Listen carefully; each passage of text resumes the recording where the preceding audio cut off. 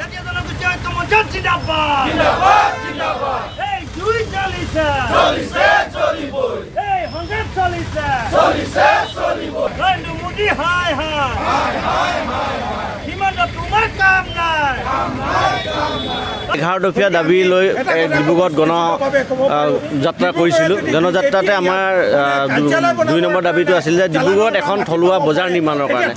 থলুৱা বজাৰখন আমি এইটো কাৰণে বিচাৰিছোঁ যিহেতু ডিব্ৰুগড় চহৰখন জনসংখ্যাৰ দিশে বহুত বেছি হৈ গৈছে। ভাৰসাম্যতাটো ডিব্ৰুগড় চহৰে ল'ব পৰা নাই আৰু ইয়াত গোটেই বহিৰাগত মানুহে গোটেই বজাৰখন দখল কৰি ৰাখিছে। সেই গতিকে থলুৱা মানুহে আমি কওঁ যে খেতি আমাৰ বজাৰ আমাৰ, কিন্তু খেতি আমাৰ হয় বজাৰটো ক'ত?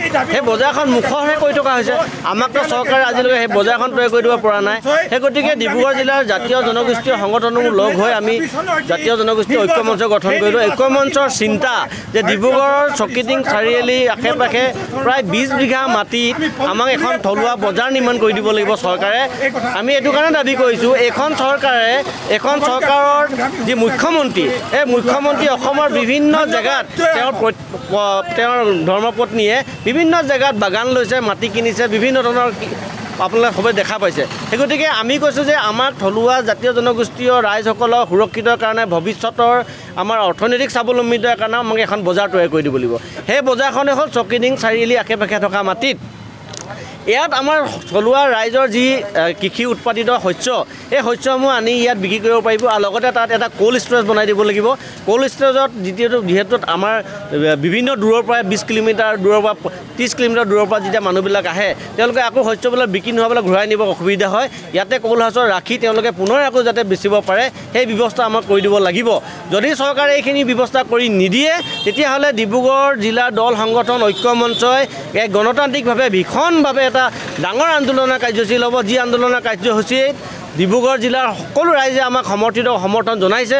সেই গতিকে আমি আমাৰ যিসমূহ ব্যক্তি আছে, আমাৰ ৰাইজ আছে, গাঁৱৰ মানুহ সকলোৱে আমাক সমৰ্থন জনাইছে যে আপোনালোকৰ এই দাবীটোৰ প্ৰতি আমাৰ সহানুভূতি আছে, দাবী উচিত দাবী আৰু সময়ৰ দাবী। সেই গতিকে আমাৰ এই যি দাবী আছে চৰকাৰে মানিব লাগিব, যিহেতু নেকি আমাৰ কৰ কাটলেৰে চৰকাৰ চলি আছে, আমাৰ কৰ টেক্সতে আমাৰ চৰকাৰ চলাই আছে। তেওঁলোকে এচি ৰুমত বহি আছে, এস্কট গাড়ী লৈ মন্ত্ৰী বিধায়ক ঘূৰি ফুৰিছে।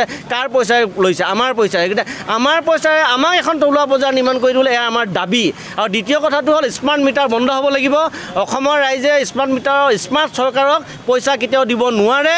এখন চৰকাৰে য'ত আগতে আমাৰ গাঁৱৰ ৰাইজৰ 200 টকা বিল আহিছিলে, আজি 1200 টকা বিল আহিছে। ক'ৰ পৰা দিব 1200 টকা বিল? এই 1000 টকা ওপৰঞ্চি চৰকাৰে যে আমাৰ ৰাইজৰ পকেটৰ পৰা লৈ যাব বিচাৰিছে তাৰ উদাহৰণ হ'ল অসম চৰকাৰে অসম চলাব পৰা নাই। অৰ্থনৈতিকভাৱে অসম কোঙা। প্ৰতি মাহে হাজাৰ হাজাৰ কোটি টকা ধাৰ লৈছে। আজি আকৌ গম পাইছোঁ যে প্ৰতিদিনে বোলে 100 কোটি টকাকৈ ধাৰ ল'বলগীয়া হৈছে চৰকাৰে। এই চৰকাৰখনে তেতিয়াহ'লে পইচাবিলাক ক'ব, ৰয়েলিটি ক'ত পাব? সেই পইচা গৈছে ক'ত? অৰুণোদয় আঁচনিত গৈছে, স্কুটিত গৈছে আৰু আঁচনিৰ নামত মানে ভোট ল'বৰ কাৰণে, পইচা দি ভোট ল'বৰ কাৰণে চৰকাৰে ব্যৱস্থা কৰিছে। সেইকাৰণে আমি ধিক্কাৰ জনাইছোঁ বিজেপি চৰকাৰক। 2026 চনত অসমৰ ৰাইজে, ডিব্ৰুগড় ৰাইজে যদি বিজেপি চৰকাৰ পুনৰ শাসনত বহায়, অসমীয়া ৰাইজে খাবলৈ যিসমূহ আমি খেতি কৰোঁ, খেতি ভাতটো আমি নাপাম আৰু পিন্ধিবলৈও চাগে কাপোৰো নাপাম। অলপ দিনৰ আগত আপোনালোকে দেখা পাইছিলে আমাৰ গাঁৱৰ পৰা ল'ৰাবিলাকে যেতিয়া ব্যৱসায় বাণিজ্য কৰিবলৈ সৰু গাড়ী এখন লৈ আহে, তেওঁলোকক 20,000 30,000 টকা টেক্স লগাই দিয়ে। বাইক এখন লৈ আহিব 1500 টকা 2000 টকা ফাইন কাটি দিয়া হয়। তেতিয়াহ'লে চৰকাৰে কাৰ পৰা টেক্স ক'ৰ পৰা লৈছে? খাটি খোৱা অসমীয়া ৰাইজৰ পৰা লৈছে। হাজাৰ হাজাৰ কোটি টকা যে আদানী আম্বানীয়ে ব্যৱসায় কৰিছে তেওঁলোকক কৰ কিয় মাফ কৰি দিয়ে? আজি শুনিছোঁ 5000 বিঘা মাটি আদানীক চিমেণ্ট ফেক্টৰীৰ কাৰণে এলটমেণ্ট কৰিছে অসম চৰকাৰে। তেতিয়া আমাৰ অসমীয়া ভূমিপুত্ৰ অসমৰ থলুৱা মানুহৰ মাটি যদি 20 বিঘা দিব নোৱাৰে এখন চৰকাৰে, কিহৰ চৰকাৰ? সেই গতিকে চৰকাৰ উফৰাই দিয়া হ'ব।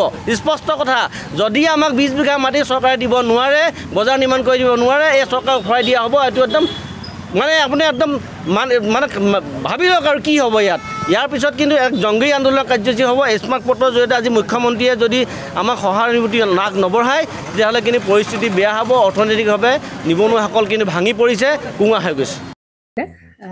জুবিন গাৰ্গৰ গীতসমূহৰ ওপৰত আধাৰিত গানে কি আনে নামৰ এটা সুন্দৰ অনুষ্ঠান আপোনালোকৰ ওচৰলৈ আহি আছে অতি শীঘ্ৰে। অহা 15 আগষ্টৰ পৰা ধেমাজিৰ পৰা প্ৰথম অডিশ্যন আৰম্ভ হ'ব আৰু সেই অডিশ্যনৰ যোগেদি বিভিন্ন কণ্ঠশিল্পীসকলে যিসকলে এই অনুষ্ঠানত যোগদান কৰিব বিচাৰে তেওঁলোকে এই অডিশ্যনৰ যোগেদি আগবাঢ়ি আহক আৰু জুবিন গাৰ্গৰ বহুত ভাল লগা গান আমি সদায় শুনি আহোঁ। আৰু আপোনালোকৰ যদি ভাল লগা গান থাকে জুবিন গাৰ্গৰ আপোনালোকে গাই ভাল পায় তেন্তে অডিশ্যনত যোগদান কৰক মোৰ ফালৰ পৰা আন্তৰিক শুভকামনা থাকিল এই সম্পূৰ্ণ অনুষ্ঠানটোলৈ ধন্যবাদ